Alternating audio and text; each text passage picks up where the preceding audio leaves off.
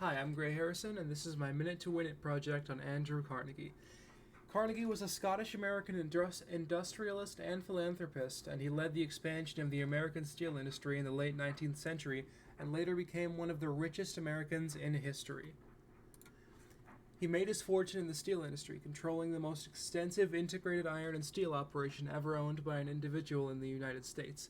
One of his great innovations was in the cheap and efficient mass production of steel by adopting and adapting the Bessemer process, which allowed the high carbon content of pig iron to be burnt away in a controlled and rapid way during steel production. And this is what the converter looked like. Vertical integration. Carnegie exemplified vertical integration in the steel industry by controlling not just steel production but also the iron ore mines and transportation networks. His company, Carnegie Steel, acquired various stages of production, ensuring a reliable supply of raw materials and minimizing costs, and he was also one of the first to utilize vertical integration.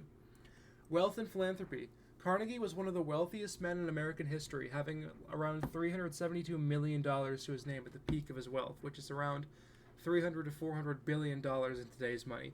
He used much of that fortune to build around 2,800 lending libraries around the globe, founding one of the world's greatest research universities, endowing one of the nation's most significant grant makers, and establishing charitable organizations that are still alive nearly a century after his death. I feel he was one of the most influential men of his time, maybe even in all of American history. His philanthropy, his importance to the steel industry, and his use of vertical integration make him one of the most influential men of that time period. I've been Gray Harrison. Thank you very much for watching.